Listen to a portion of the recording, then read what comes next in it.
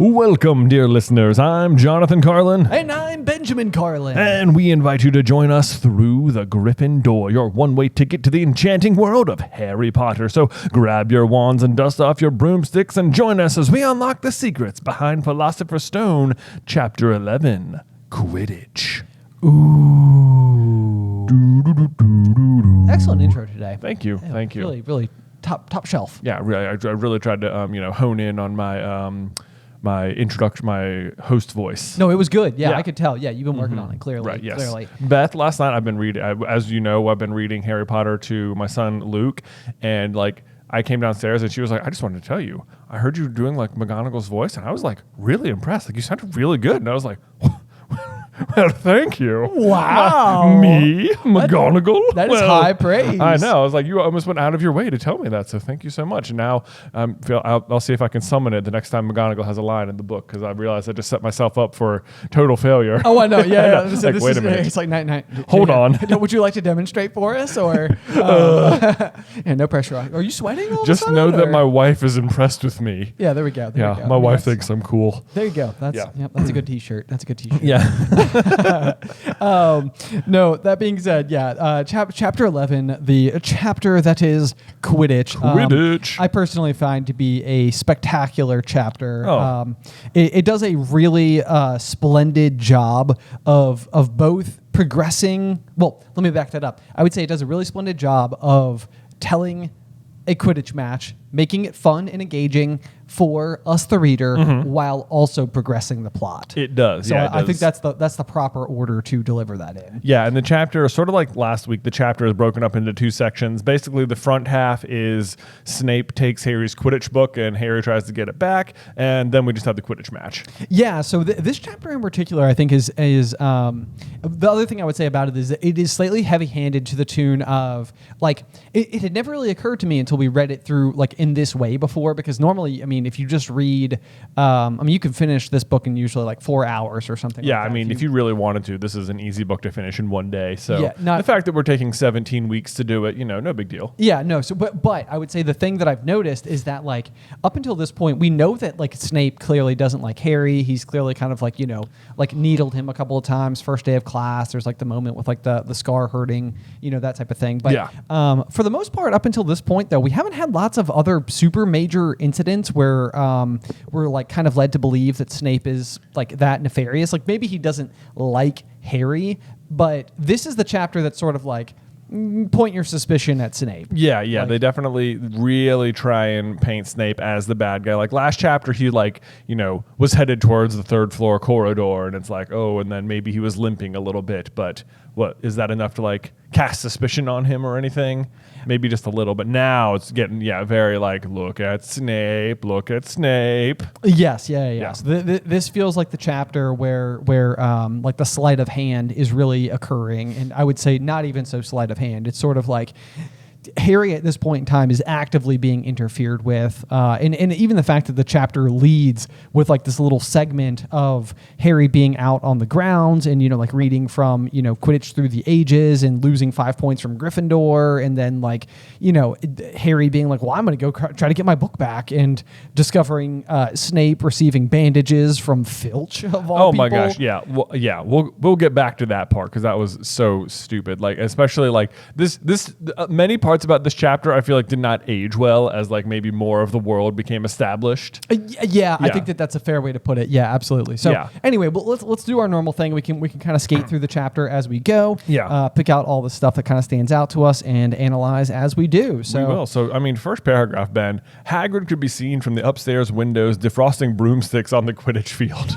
if you're yeah. Nothing about this sentence to me makes sense. 1, it sounds like Hagrid's doing magic, which he should not be allowed to do. 2, why are there broomsticks just left willy-nilly on the Quidditch field? 3, even if that's the case, why aren't you just bringing them inside? What is going on? Yeah, why would this goes back to our question from last week where we talked about the up thing. Yeah. It's almost like is there some type of ceremony attached to the game of Quidditch wherein the night before all players go and drop their broomsticks in the place that they intend to take off from from or something like that. Like why would they be all left outside? Yeah, no, I have no idea. To me, it just sounds like out on the Quidditch field, there's a rack of brooms that students can come just grab or something. Maybe they're just like the school brooms. But even then, like even later on, I think even in this book, there's like a section where it's like there's a broom shed. Yeah, that's the thing. Yeah, the other thing is that like broomsticks are made of wood, right? And like the idea of leaving anything wood related. So this is the thing like people maybe don't understand about wood in general is that like wood doesn't rot simply from water exposure. It rots when it's exposed to water and then dry temperatures and then water and then dry temperatures over and over and over again. But if you sink a log underwater, it doesn't decay. It's like this is how you get like petrified wood. Right, is from wood just sustaining underwater. Also, presumably, all of these broomsticks are like very intentionally made as broomsticks for flight and have some amount of like impervious charms on them. Yes. So that they would not be subject to the elements. Magic is at play, people. Right. Hagrid. I'm curious, and I can't remember if this is a characteristic of the firebolt or not, but maybe it's got like an anti-icing spell on it. I think so for like high altitudes. For high altitudes, yeah. I believe it. I think it does, but I would have to fact check myself on that one. It also brought about, I just because I was thinking about the, because I highlighted the exact same sentence. Because I was thinking about broomsticks, it reminded me of a video we made once upon a time that was whether or not broomsticks have cores in the same way that wands do. Yeah. And I believe the conclusion that we came down to is they almost certainly need to have a core inside of them unless the enchantment is just something else entirely. But it feels like you're kind of channeling your magic through the broomstick a little bit, I think. Right, like otherwise it's just a piece of wood. But like then there's the up thing though. It's like Harry says they're more like horses or something. That's a good point. Yeah, they can like sense fear, which does sound like wands. Like wands have a certain like intelligence or sentience about them. Yeah. So that kind of sounds like it. So it was, that sounds pretty plausible to me that they would have some kind of core. Because otherwise, like, is it just that wizards could pick up any stick with bristles on it and fly? That's the question, because in like what we know, and I think what Ollivander tells us is that in Deathly Hallows, rather, I think is that like technically a witch or wizard could channel their magic through any object. Yeah. But like wands in particular are that much more capable of doing it and establish like an ongoing relationship with the wizard themselves. But to me, what that says, like if James Potter's wand again is made of mahogany and it's just a stick of mahogany, then it's just a stick. It doesn't have like the otherwise infused magical property that comes from the wand core. Right. You know what I mean? Yeah. Like it takes both to sort of like determine it as like a magical object. And so in my mind, the logic stands to reason with a broomstick. It's the same way. Like, you could go and pick up any, like broom from like a muggle broom, for example. Yeah. Could they just pick up any muggle broom and fly on it? It seems like on some level, like you maybe could. It would be highly inefficient, or like maybe like it couldn't even get you like physically off the ground, but like maybe you could channel like a little bit of lift, right? And, Sure, like, through it or something you like could that. Like hover or something. Right. Yeah. So anyway, not that it really matters one way or another, but I like to think that that there's cores tucked inside of the broomsticks. I like that headcanon as well. Just moving just a little bit down the page, there it mentions Harry's nervous about the upcoming match, and it says if Gryffindor won, they would move up into second place in the House Championship, which is like an interesting sentence to me because. So they're against Slytherin, and if they beat Slytherin, they'll move up into second behind who? Because like it is established that Slytherin is typically like at the end of the year, Slytherin has the most points. They've won the cup the last 7 years in a row. So it's like presumably if they beat Slytherin, they'll move into second place behind Slytherin. I guess it's possible Hufflepuff or Ravenclaw is in first at this point. I suppose that is possible. It's still early in the year. We're just inside of November, I think, at this point in time. But either way, it doesn't. It also is curious because later on, like the specific amounts that you win by, like matter more to the House Championship. So it's like if we win no matter what, we'll move up into second, whereas if we lose, we won't. Because it sounds like if you like later on, there's like this whole chapter where it's like we need to be winning by 50 points, but then this is in relation to the House Championship. So it's like, do you get as many points for the house as you score in the game. That's the thing, yeah, is that it seems like that would weight the House Cup drastically towards whichever team had the best Quidditch, or whichever house had the best Quidditch team, because even at the end of the book, I think that Slytherin has approximately 600 points, which is like what Harry, Ron, Hermione, and Neville are able to like overcome and take over with the win. But like if you win 3 Quidditch matches, that alone, just by catching the snitch, is 450 points. Right. So that doesn't feel right. That doesn't feel right. I guess, okay. Here's what must be happening. Okay. Is that either at this point, Hufflepuff or Ravenclaw, I guess even Slytherin could be winning. It doesn't matter. That Gryffindor is presently in 3rd place at the moment. In the House Championship. And that by winning a Quidditch match, you earn a set number of points that is unrelated to how many points you actually score. On the pitch. For the House Championship. Whereas then the Quidditch Cup matters how many points you actually scored in the game. But I think that's more of like a tiebreaker type of situation, which like with only 4 teams seems plausible. Yeah, there's only 6 matches all year. Right, yeah. So it seems like... So maybe it's like if Gryffindor wins, Gryffindor House will just get 50 points for having won. Okay, yeah. Something like that. We don't know that for a verified fact, but that to me, that seems like the best interpretation of the information we have. A set number that will move them into 2nd place. So they're losing by whatever the difference is. Yes, yeah. Okay. All right. We've figured that out, I think.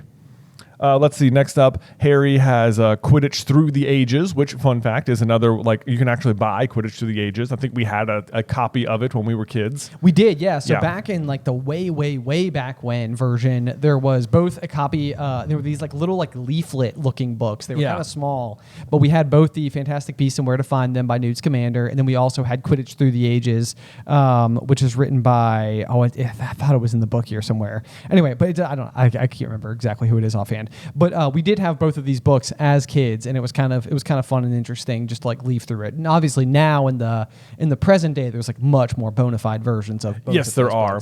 But I remember thinking that like even as kids, that like when we got these sort of like leaflet versions of the books, because like Fantastic Beasts and Where to Find Them is one of Harry's textbooks, and it was always like Hermione read all of their textbooks cover to cover, and I was like, oh my gosh, what? Like, I don't think I ever read every page of a textbook I owned ever. But then it was like, oh, wizard textbooks are like 30 pages long, and they're like on paperback. Like, oh, well, okay. Hermione's not seeming so impressive all of a sudden. Right. Yeah. It's, if anything, the other students is like, guys, they're like 30 pages. Yeah, you're like, guys, come on. You could knock out like the entire course, the entire first year's worth of textbooks in like an afternoon if you really tried. Right. Yeah. Just crack those books open. Crack them in, guys. Either way, I did underline the 700 ways of committing a Quidditch foul. Yeah. Just 'cause I thought that was a fun fact. Oh, on Quidditch Through the Ages, this was my original thought. I remember when Fantastic Beasts was announced as a film series. Yeah. Is I was like, oh, does that mean that like the next one will be Quidditch Through the Ages? Like for whatever reason, that is like the only thing that made sense to me, is that like, because those two books came out together and one of them's now a movie. And how great would it be to have like a Wizarding World sports movie? That would be really cool. Yeah. I would be all in for like the ultimate underdog story. I know. Of like I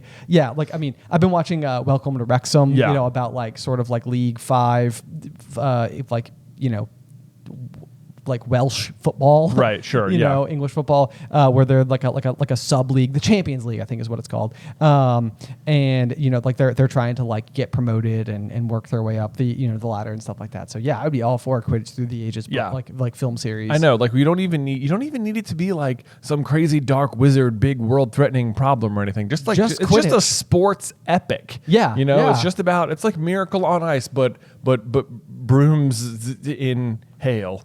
Or something. Yeah, I love it. Or we can just call it Quidditch Through the Ages. Quidditch Through the Ages. Yeah. Okay, I love it. We get the reference in Quidditch Through the Ages that let's see here. Most serious Quidditch accidents seem to happen to Seekers in particular, which I feel like they really like harken on. Yeah. Which, as we know, as Harry goes through his years of playing Quidditch, he certainly does sustain some injuries. But they don't always really seem Quidditch related necessarily. He just gets harmed. I mean, even in this very chapter, like someone is actively trying to buck him off of his broom. Yeah, like he rarely gets injured in Quidditch because of the game. It's like because of interference. Because then because Dementors show up, or because the bludger is literally cursed to hunt him. Yes, exactly. Yep. But then we get the let's see here.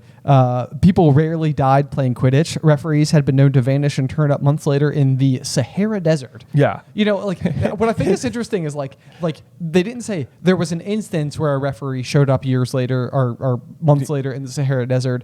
It's just like when they vanish, they go to the Sahara Desert. It's like it's happened on multiple occasions. Referees have disappeared and shown up at the Sahara Desert. We don't know how it happens. We don't know how it happens. Yeah, that to me reads like whoever was making them disappear was the same culprit over and over. Yeah, right. Yeah, right. It's not just like Sahara Desert spell. Get out of here, ref. Okay, and he's gone. And why not? Yep. Then we get our first glimpse of Hermione's like bright bluebell flame, which I feel like she uses.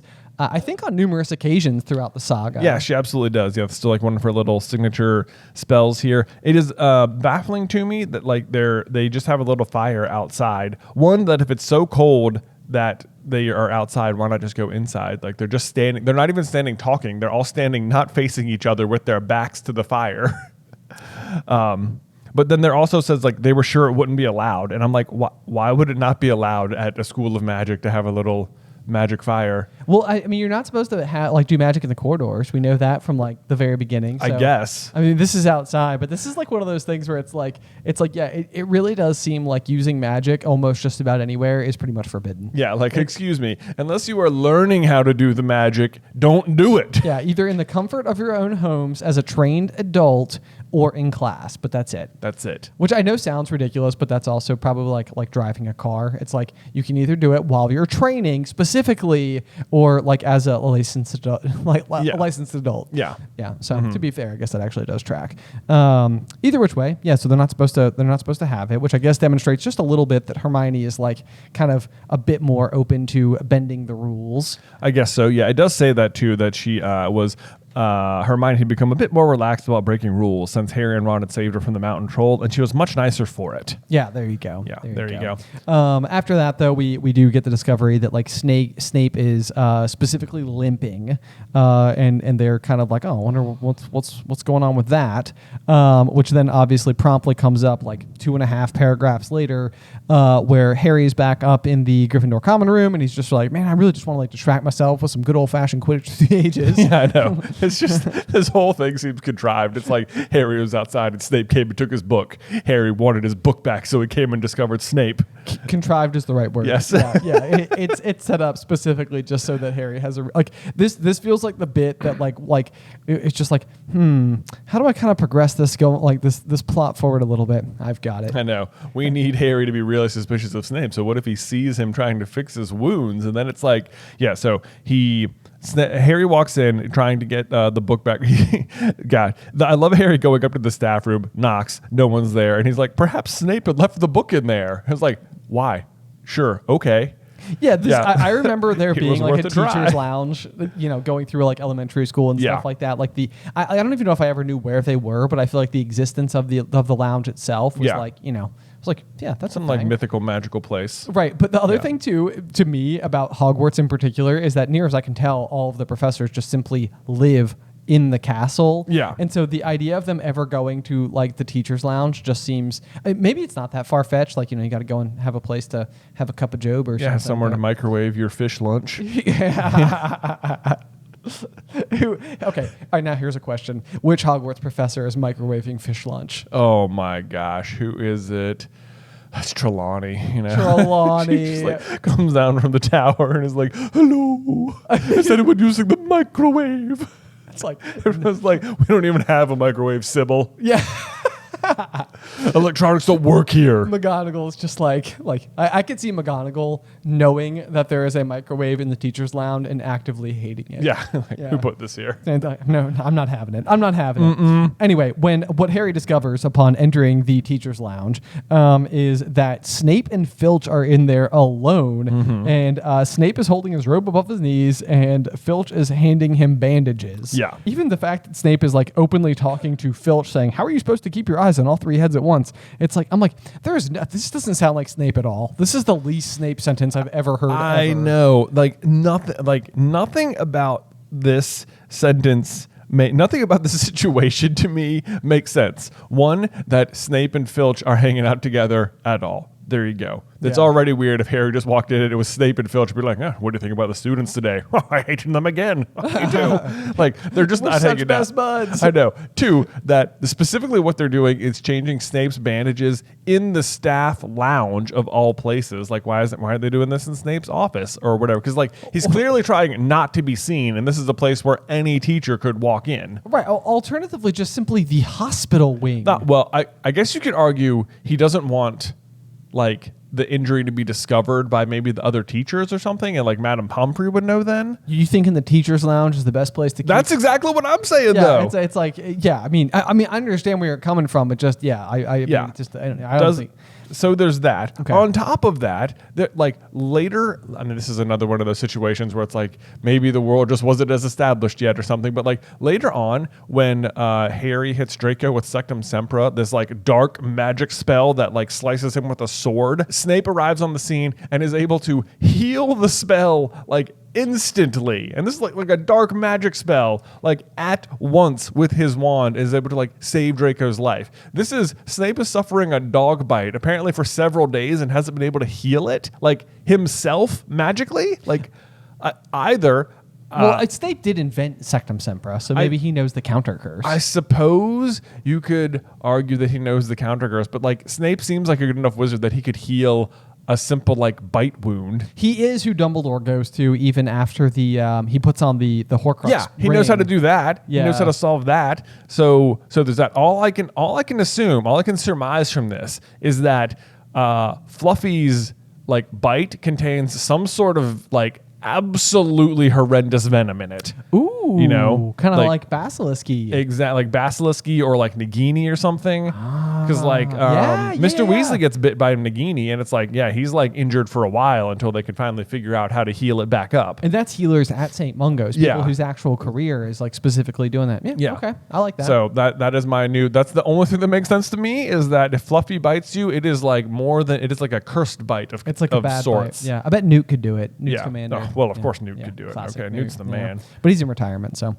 Anyway, so Snape obviously gets extremely mad at Harry for being there, for witnessing this particular thing. But like that's the other thing that's happening inside of this chapter is that we're really starting to, because we don't even have that much book left. The Golden Trio needs enough information to start tugging on the strings that will start to pull it all together. So go ahead. No, go ahead. Sorry. The last thing I feel like that doesn't make sense about Snape's bite is like, why was he trying, like, okay, so, because Harry says he tried to get past that three-headed dog at Halloween. That's where he was going when we saw him. And it's like, that's true. That is where he was going. But why was Snape facing Fluffy?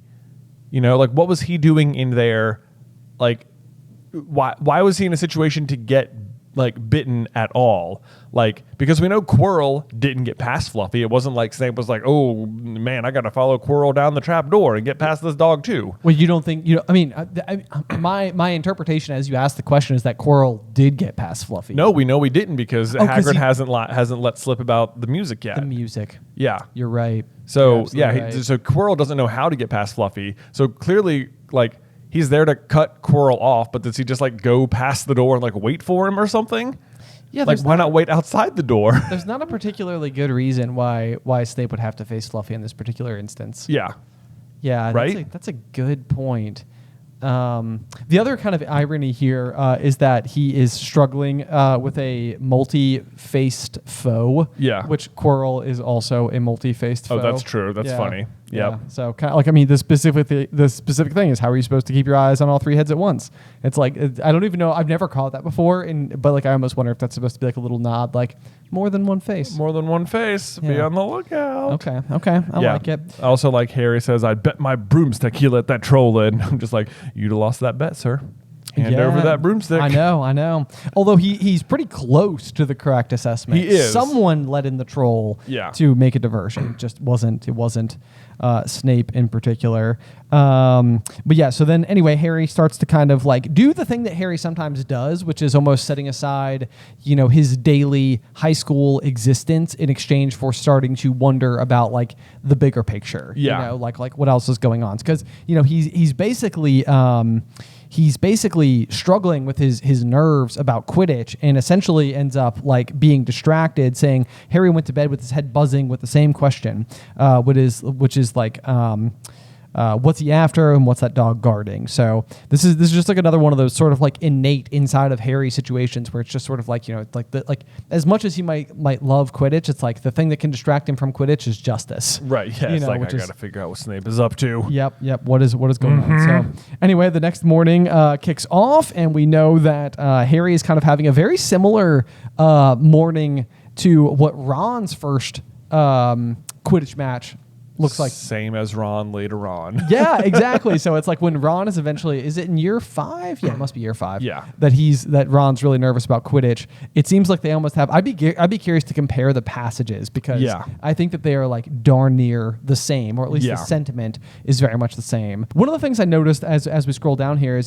specifically we get a line from Seamus that says, "Harry, you need your strength. Seekers are always the ones who get clobbered by the other team." And then literally the next paragraph we get a line about Dean that says, Ron and Hermione join Neville, Seamus, and Dean, the West Ham fan, up in the top row. Yeah. And this is kind of like interesting, because I feel like Dean does ultimately become like a bigger part of the story, but like it almost feels like at this point in time, like the fact that like we're being reminded, like, oh, do you remember Dean? He's the one he's the West Ham fan. That's like his defining characteristic. Yeah, exactly. It's like I tend to think of like and maybe this is like Parvati and Lavender sort of like are like a couplet. Yeah. Seamus and Dean seem like they sort of like are always representing kind of similar like space inside of like the Gryffindor Tower. Yeah, exactly. So I thought that was kind of interesting.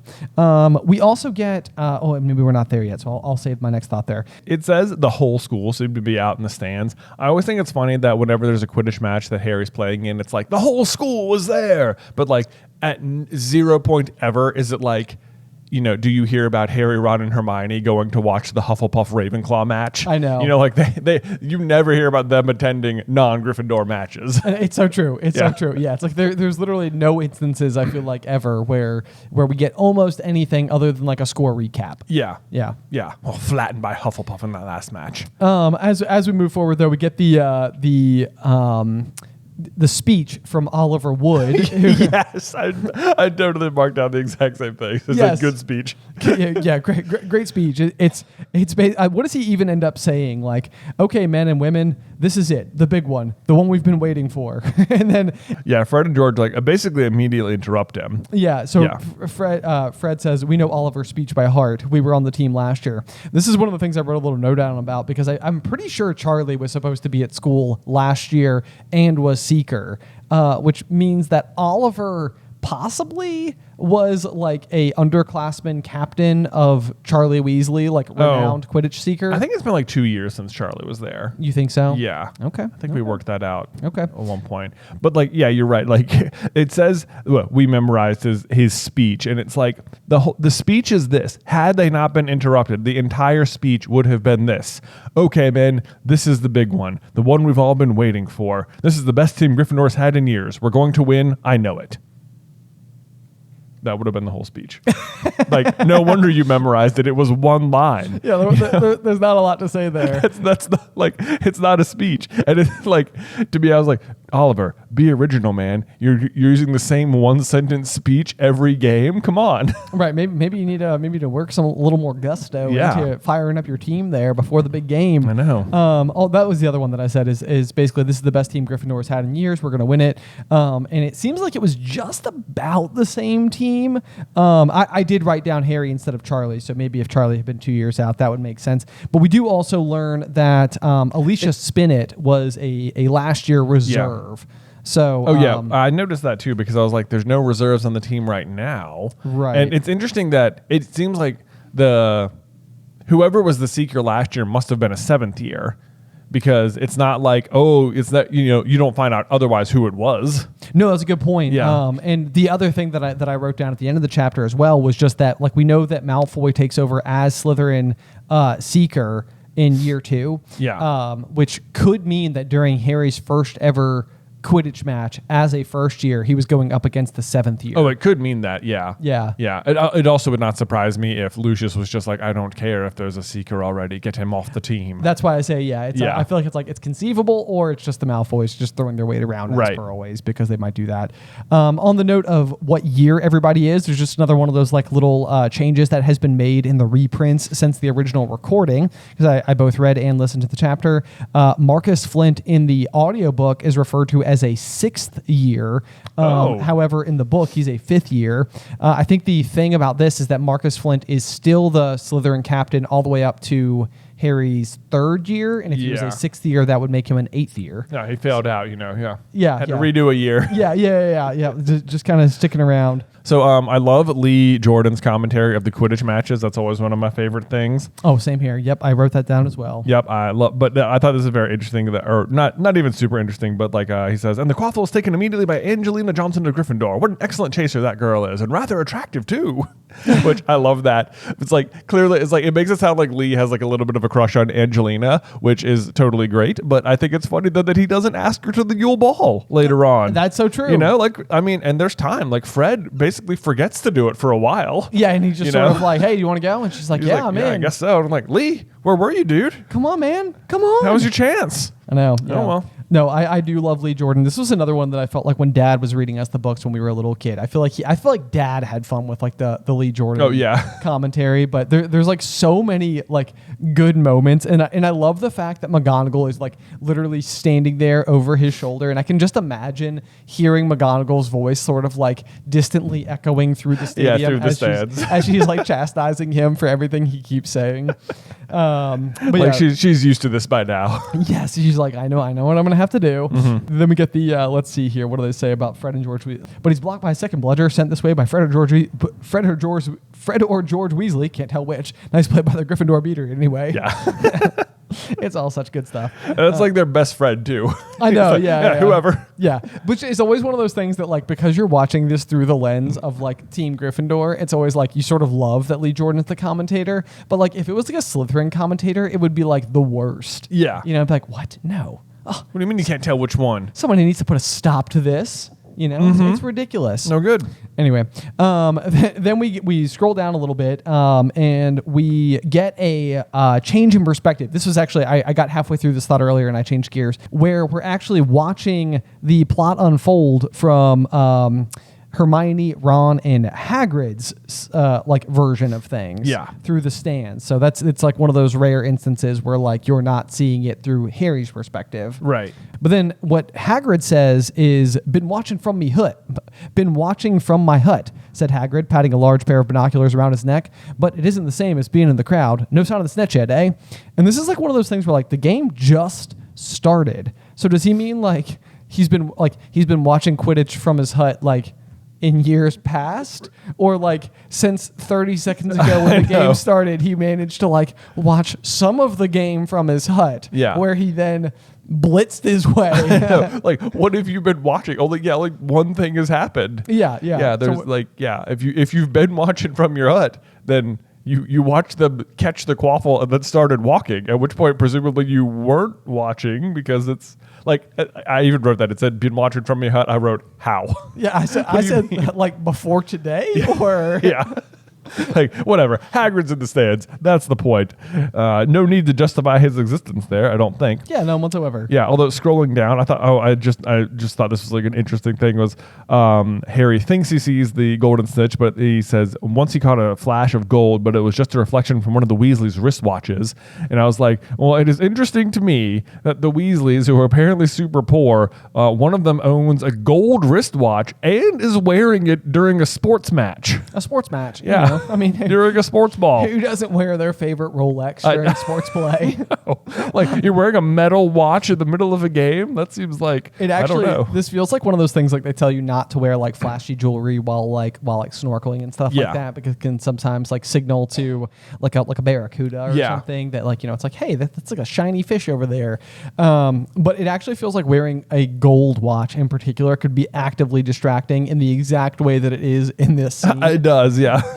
The other thing that's kind of interesting about that, and not to, I mean, this is totally just nitpicking. I'm not actually upset about this particular detail, but we know that wizards typically are gifted a gold watch once they come of age. Yeah. It's like a tradition.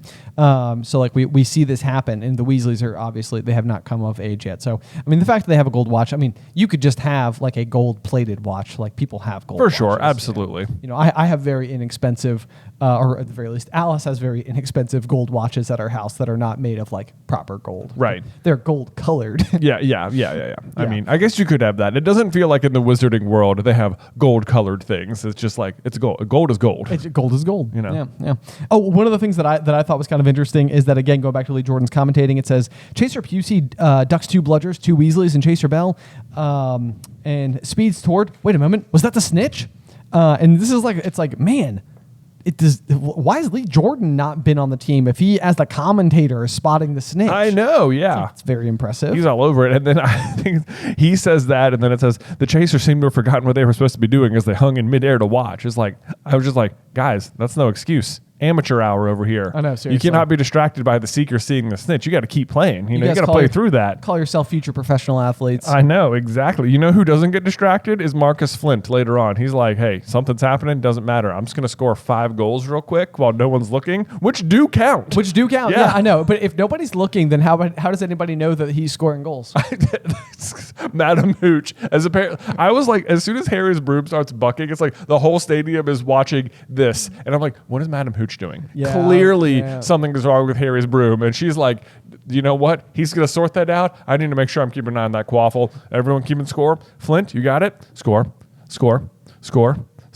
And also, like, apparently, is there just no reset between scores, I guess? I know. I had the exact same thought. Like, is he just throwing it through the hoop, running to the ground, picking it back up, running in the air, throwing it through the hoop, running to the ground, picking it back up? And then Oliver's just sitting there like, It's like, come on, Oliver, man. It's supposed to be the best team we've had in years. I know. Yeah. All these guys just sitting ducks out there. Yeah. I think in general, the real point is that Harry is never, ever, ever, ever, ever, ever, ever the benefactor of an adult being present. Yeah. Like, it feels like always, like, Malfoy will be, like, picking on him, and somehow Snape will come over and, like, punish Harry for it. Yeah. Or if McGonagall is present, then it'll be like, she'll only catch it once Harry pulls his wand out. Yeah. And be like, Potter, what are you doing? I know. It's just like, oh, poor Harry. I know. It's just like, gosh, if anybody had been here 10 seconds sooner, you would have seen he was picking on me. Yeah, but seriously, Madam Hooch. Hey, Hagrid of all people, who can't even ride brooms, is sitting there telling Ron and Hermione that, like, no one can interfere with the broomstick unless it's dark magic or whatever. Like,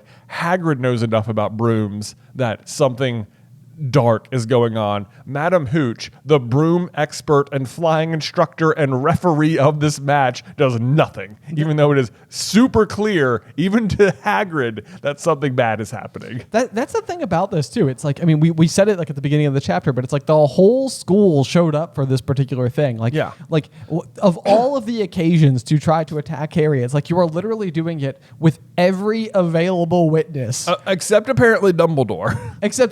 Because he's going to show up to the next match, and they're all like, oh, good thing Dumbledore will be there. Snape will never try to attack Harry now. That's a good point. Which kind of implies that Dumbledore is not at this one. Right. Dumbledore, come on, man. Yeah. How do you miss this? How are you missing this? Anyway. Yeah, no big deal. No big deal. But yeah, so anyway, as we go forward, I talked about this a little bit, like I think going back to flying lessons, but I think in the movie in particular, they show Neville's broom bucking in a very similar capacity to like what happens to Harry's, which I feel like almost like sets up this idea that like, oh, maybe brooms are just like malfunctioning and like Neville's just not very good at flying a broom. So like when it's happening to Harry, it's like, it's his first time. Like maybe he's just struggling up there. But like that doesn't happen in the book. So yeah, you're right. It does seem like the type of thing that should have stood out in a much more obvious way. It does seem like that. Thankfully, Hermione is sitting across the stands from the teachers and notices it and decides it is up to her to solve this problem.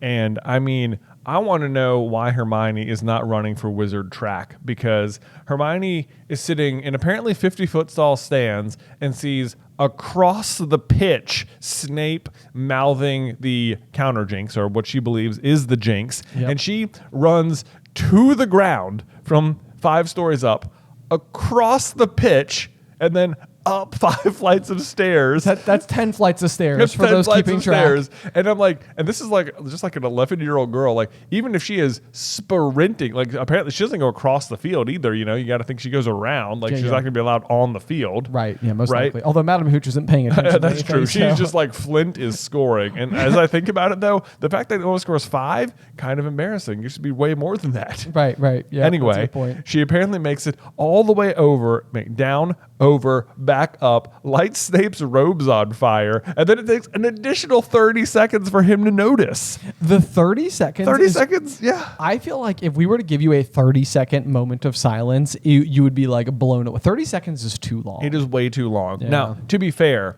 that it should have stopped the moment that she knocks Quirrell over, which That's happens true. 30 seconds well before, which means there's like 30 seconds of Snape just continuously undoing the jinx before he notices it, and apparently he finishes doing it and then just happens to be at the same time that he notices that he's on fire.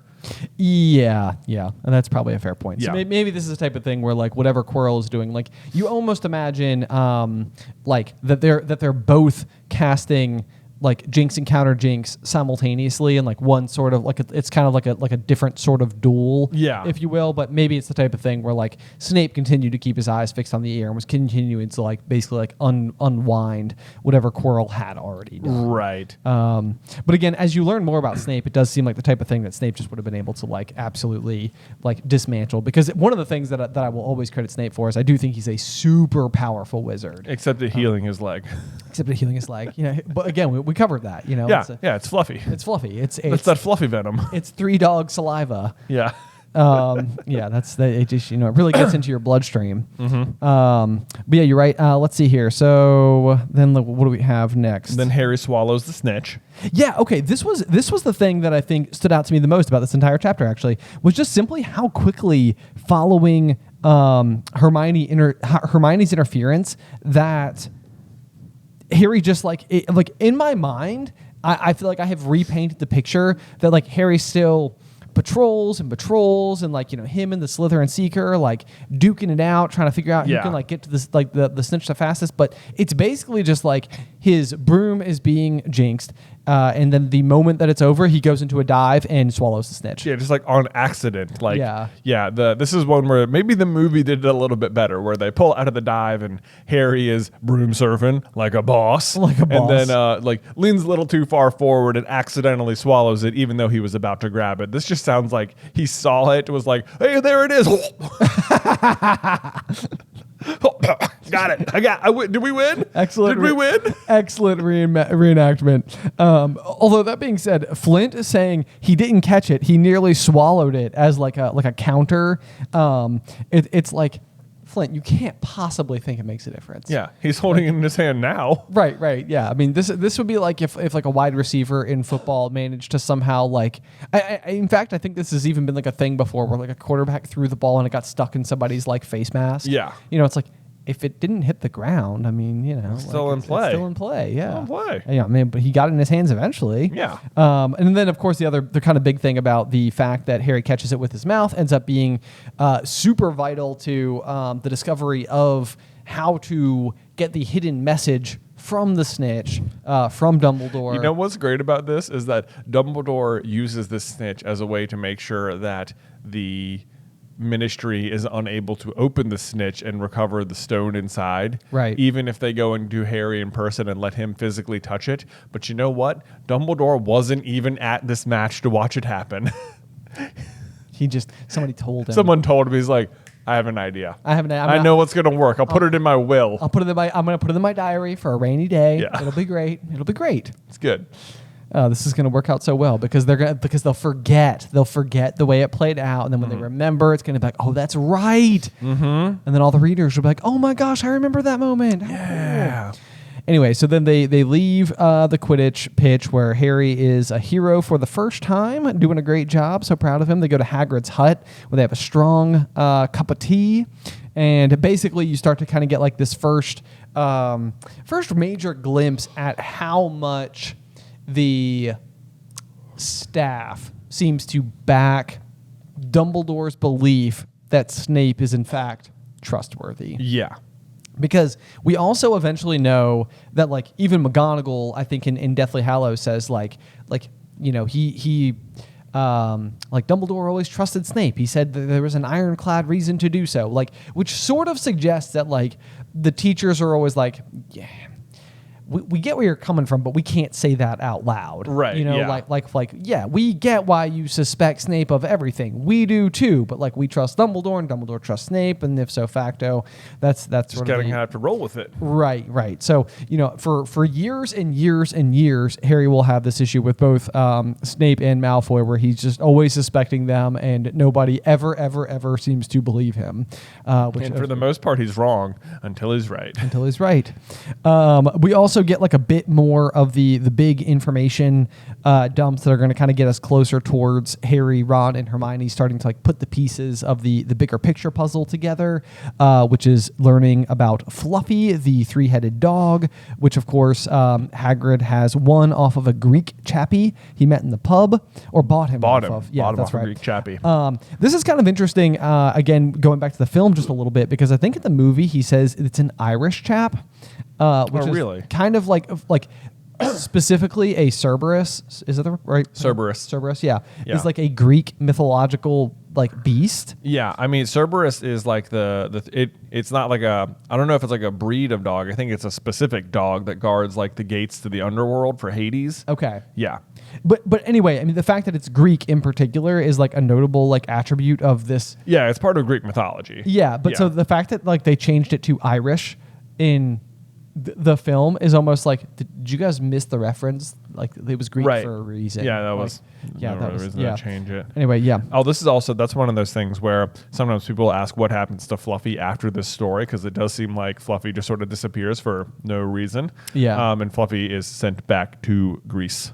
Yes. Yeah. Okay. That's the explanation. That is the explanation. That's where Fluffy ends up going. Anyway, so then there's the like trying to steal what Hagrid clearly knows more than probably is strictly speaking safe. Yeah. If you're Dumbledore, and he lets leak the bit of information that what they're guarding is between Professor Dumbledore and Nicholas Flamel. Mm-hmm. This is one of those where I wish I could read the books for the first time again to see if I would notice that Nicholas Flamel had already been mentioned. I know. Like back on the Chocolate Frog card. Because even if you remembered it and flipped back and were like, oh, Nicholas Flamel, look, he's right here. They already talked about it. It just says like alchemy. So you sort of also have to know enough about alchemy to do it. Also, if you're really savvy, it's the title of the book.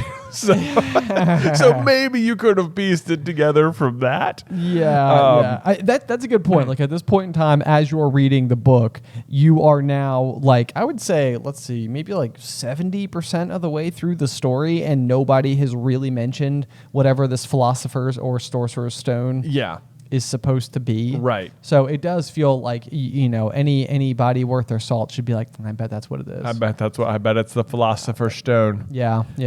I guess that's it feels like maybe isn't the title a little spoilery for figuring out what it is, and it's like, nope, turns out it's not.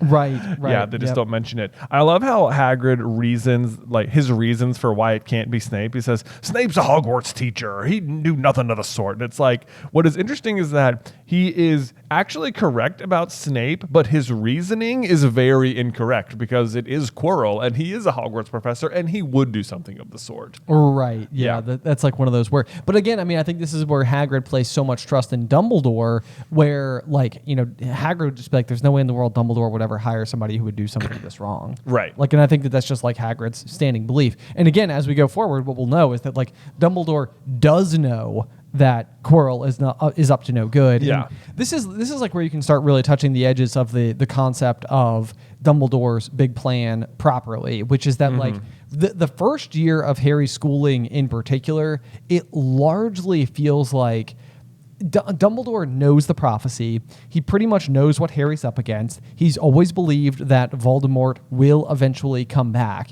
and that Harry's entry into the wizarding world is essentially going to be the catalyst that will ultimately probably spark the return of Voldemort. So it pretty much seems like Dumbledore, as a betting man, as somebody who like, you know, makes particularly good guesses. Yeah. Pretty much knows what's going on. Yeah. And like I think even in our version of Dumbledore's big plan, we possibly included the belief that like maybe even the reason that like Hagrid in particular knows such specific details or collects the Philosopher's Stone while he's with Harry, you know, while Harry's like going to collect his school supplies, like it all comes back to the eventual line or belief on Harry's behalf that like Dumbledore basically thought Harry deserved to have a go at it if he so desired. Right. It's like he wanted him to piece it together. It's like, I can't imagine Dumbledore knew enough to know that Voldemort was living on Quirrell's head, because like if Dumbledore knew exactly where Voldemort was, it feels like he just tries to take him out. It does. It seems that way. I mean, that's a good point. But like, I think that there's something to the tune of like the neither can live while the other survives. Like, you know, like like one of them has to defeat the other effectively. Right. So I mean, it could be the type of thing where like, you know, Dumbledore's like pretty much when it comes down to it, like it has to be Harry. You know, like all like what I have to do is prepare Harry. It can't be anybody else. Like I can try to interfere, but the prophecy dictates that I won't succeed. Yeah, exactly. So it's like, you know, if Dumbledore's smart enough to put enough faith in the prophecy in this particular way, it's like it's up to him. It has to be Harry. He does tell Harry, I think it might be this book, it might be the next one, that there's like, if we can delay him coming back over and over and over and over, maybe he'll never come back or something. Oh, that's a good point. Yeah. So it's like, I don't know. Yeah, that might be the diary, though. I can't remember. Yeah. I can't remember for sure or not. But the diary is also the thing that finally tips Dumbledore off to the fact that what Voldemort is using is Horcruxes. Yes, so yeah. That's probably a piece where, like, Dumbledore didn't know how, up until this moment, Voldemort was achieving immortality. Right. How and why he wasn't destroyed in the first place. So right. That is a big tipping point in the overall saga in terms of what Dumbledore knows in the information. So anyway, but yeah, I mean, I think it's a fun chapter. It's definitely got like some clunky bits to it, but I do appreciate, it's kind of like, I think about like the movie Encanto and how every one of the songs that comes about like helps progress the plot so nicely. This feels like a really good situation where like Harry experiencing the wizarding world in this form of playing Quidditch is also like the plot moves forward at the same time. So it's not just like a throwaway chapter where it's like, yeah, Harry plays a sport this chapter. Right. It's like it does a good job of establishing like more world building, and like this is the pacing in the first book is very fun. Like every chapter has something fun happening. It's like because there's so much to discover. It's like, oh, Harry's dropped off at the Dursleys. Harry releases a snake. Harry is a wizard. Diagon Alley. Gringotts. You know, now we're on the Hogwarts Express. Now we're at Hogwarts. Now there's the sorting hat. Now there's a troll. You know, it's like there's like now there's a Quidditch match. You know. Yes. Yeah. No, I mean, chapter after chapter, there's definitely just like always something going on, which I think is probably what made people, you know, upon reading just this first book alone, just fall so in love with the series because it was just sort of like, well, I want more of that. Right. Exactly. But that pretty much brings us to the end of Chapter 11, Quidditch. Next up, we'll have The Mirror of Erised, a very important chapter indeed. But Ben, what did you think of the chapter art here for Chapter 11? We have basically just a couple of Quidditch players swooping around and some balls flying through the air. I guess all 4 balls.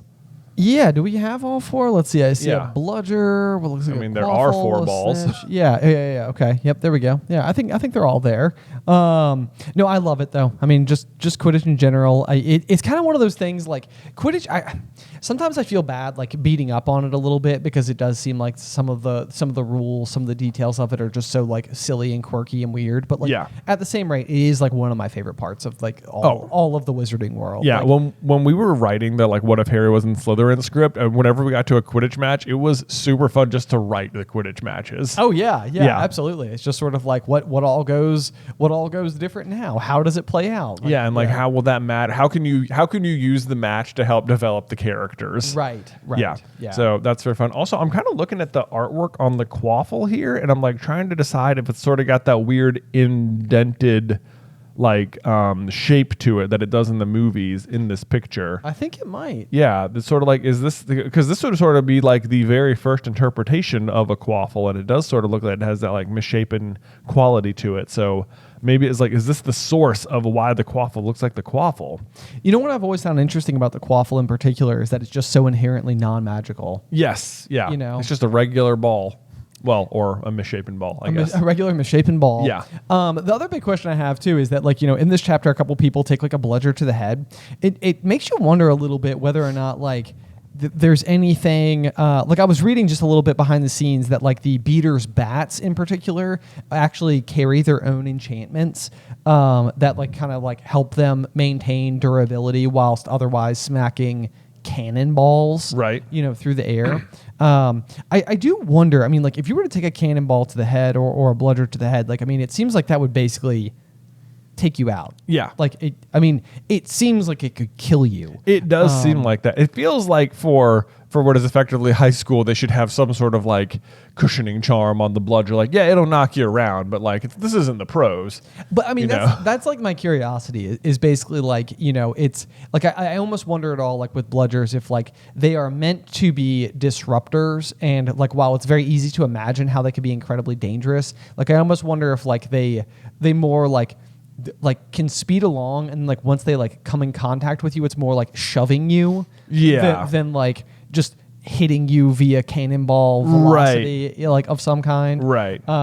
Which I mean is never explicitly stated, and you know it seems like we have plenty of instances where where a bludger does hit somebody and causes rather significant damage.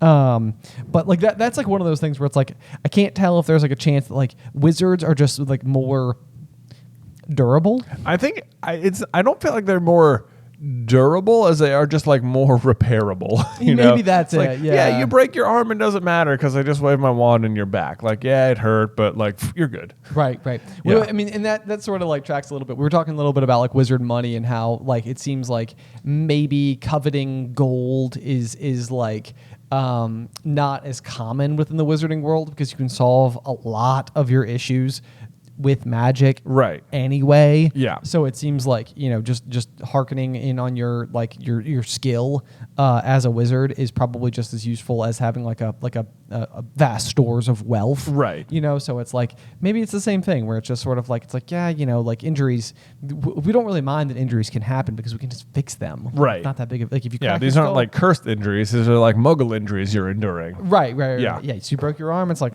no big deal. Right.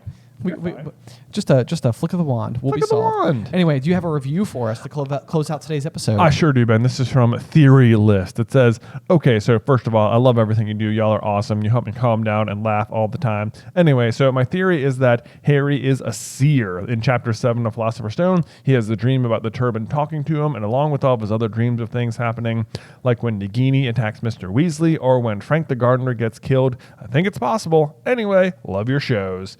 What do you think, Ben? Is Harry a seer? Oh man, I mean, there's no doubt about it that Harry's dreams are extremely telling.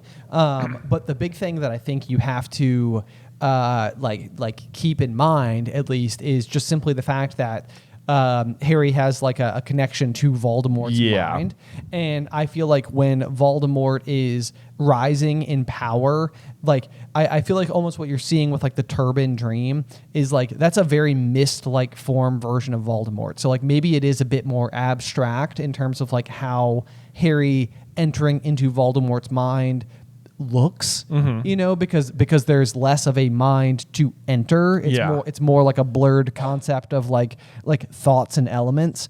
Whereas like when he's like witnessing like what's happening to Frank Bryce, is that the gardener?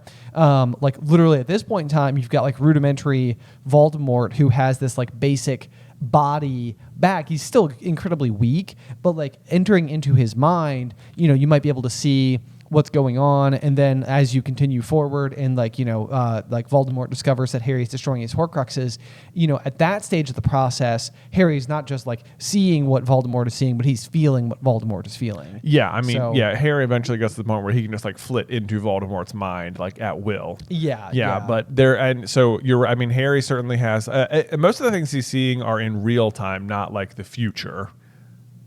Yes, that's a good point as well. Right. So he's witnessing like what Voldemort is experiencing somewhere. Right. So I don't think Harry is a seer because we also never see him see anything in the future that is not related to Voldemort. Right. And most of the things to do with Voldemort are in the present, and they are all basically directly connected to the fact that Harry is a Horcrux, and he's typically either seeing through the vantage point of another Horcrux, whether that's Voldemort or another piece of Voldemort's soul, whether that's Voldemort Prime himself or like through Nagini's eyes when she attacks like Mr. Arthur Weasley. Yeah, that's a good point. And what else was I going to say about this was that basically like Trelawney, we do know eventually is like, despite the fact that she is teaching the class that should suggest that she should know that she's a seer, it seems like the actual visions she does experience, like the two that like Dumbledore regards as like, wow, I think that what you witnessed was like an actual true blue prophecy.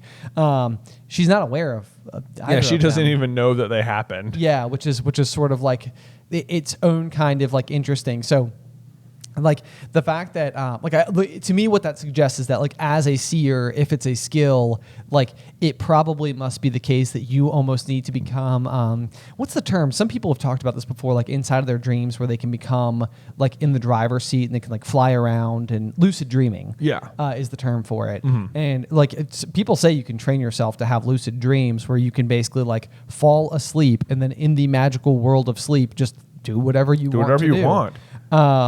So it almost makes me feel like to be a seer is like in a similar capacity. Like you almost have to realize you're having these visions and then also be able to like consciously enter the vision so that you can take something from it.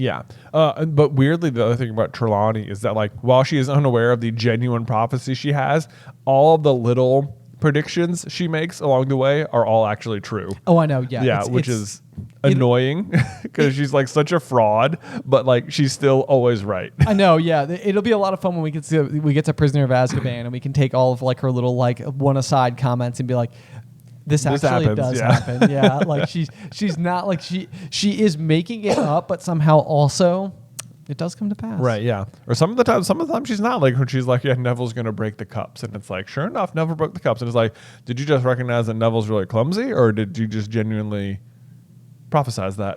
Right, that's the question. Yeah. No, it's very interesting. So anyway, I'm looking forward to for book 3 when we can really like just completely peel apart every layer of what Trelawney has to say. Well, man, we're getting close to the end of book 1 here because that was chapter 11, right? Yes, we're coming up on chapter 12. Chapter 12 of 17. One of my favorite chapters. I'm super excited about this one. This is a super sad one. It is a super sad one. It's going to hit you just square in the feels. But the Mirror of Erised is always one of those that I've just always thought was just like truly amazing. And I remember as a kid the discovery that Erised is desire backwards, just thinking like, it's like there's like just, if you saw it in a mirror, then it's you could read it. It's so cool. Anyway, I love the Mirror of Erised as an artifact. It's a fun one. So looking forward to chapter 12. But otherwise, until next time, we will see you through the Griffin door.